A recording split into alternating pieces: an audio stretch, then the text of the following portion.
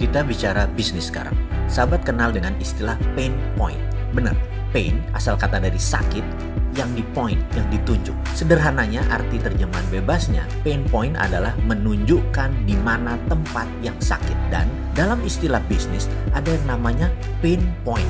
Pasti ada yang saat ini menggeleng-gelengkan kepala yang bisa diartikan belum tahu. Baik, kita lanjutkan. Proyek, bisnis, atau pekerjaan, kalau kita tidak bisa menemukan pain point yang tepat, itulah yang membuat sukses rate-nya rendah alias gagal atau lama. Sekali lagi, keterampilan menemukan pain point adalah kunci sukses. Bisnis bisa kembali modal dalam 5 tahun, bisa kembali dalam 1 tahun, atau bisnis bisa rugi tidak pernah kembali modal hanya karena salah mengidentifikasikan pain point. Jadi masalahnya dalam marketing plus selling, kita harus bisa mengidentifikasi mana yang needs, mana yang wants. Ketika kita memahami perbedaan needs dan wants keduanya, maka pain point akan mudah terindikasi. Ketika pain point ditemukan, maka perpetual perception position proyek kita pasti ketemu, dan disitulah proyek mulai ditemukan titik mulainya, titik nolnya, dan pasti sukses. Oke, sampai sini pasti ada kepala yang mulai penat. Ini apaan lagi sih? Emang berbisnis itu segini rumit ya? Pantas hanya sedikit yang mau menjalankan. Nah, itu si engkoh-engkoh di pecinan gak belajar beginian, tapi pada jadi juragan kaya-kaya tuh, pedagang kain orang Padang di Tanah Abang, juragan warteg Bahari Tegal, gak belajar beginian di kampungnya, rumahnya bersusun-susun, tingkat gedong semua kayak di Jakarta, mobilnya banyak, kaya semua, gak belajar beginian. Ada yang komentar begitu, dalam hati sih kayaknya. Sementara ada yang lain lagi, para mantan pejabat Pemda, mantan bupati, para mantan gubernur, mantan bos BUMN, mantan anggota DPRD, DPR, yang gajinya mungkin belasan juta, tapi punya miliaran uang di kantong mereka, dan mereka gak ada tuh yang belajar beginian, tetap aja pada kaya-kaya. Lupa, bentar, kita gak bicara memanipulasi jabatan ya. Oke, kita ralat, kita balik ke bisnis. Bener, mereka tidak belajar hal ini, yaitu para pedagang kaki lima, engkoh-engkoh di pecinan, dan lain-lain. Bener, tidak belajar, tapi mereka melakukannya. Dari ratusan proses, bahkan ribuan proses mereka jalani, dari usia belasan hingga sekarang, misalnya usia mereka 50-an, sudah 30 tahun, sudah 40 tahun, sudah ribuan proses bisnis dilalui, dan sudah terbentuk perpetual perception position di kepalanya tanpa melakukan analisa data. Hal itu sudah masuk pikiran bawah sadar dan sudah masuk dalam snap judgment decision.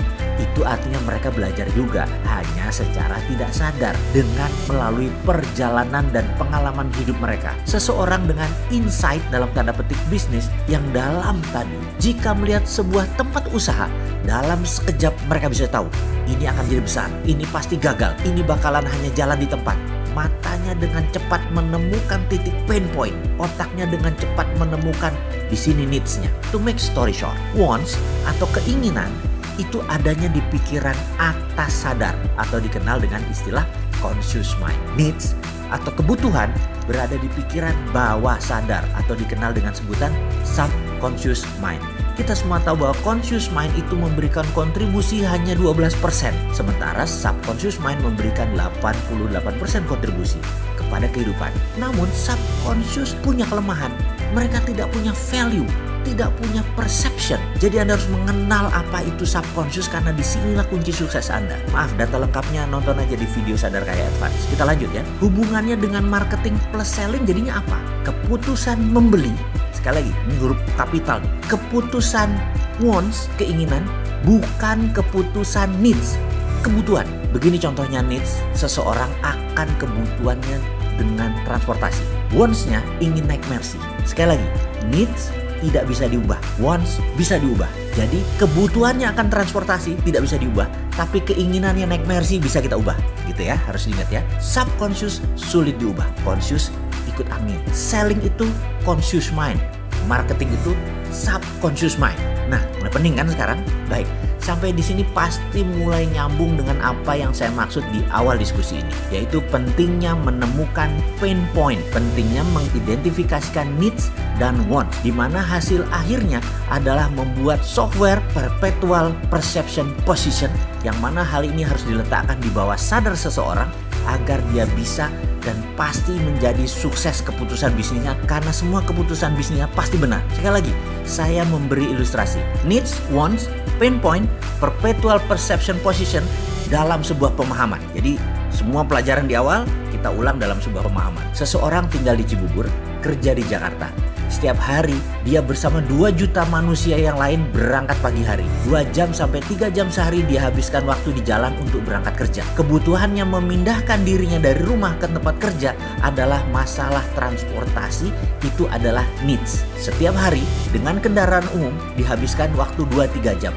Maka memiliki kendaraan yang nyaman adalah wants-nya. Needs tidak bisa diubah meskipun dia pindah tempat kerja lainnya yang dekat dengan rumah. Dia tetap perlu transportasi dengan pilihan jalan kaki sekalipun. Wants-nya tetap saja ingin mobil Mercy. Pain point-nya di mana?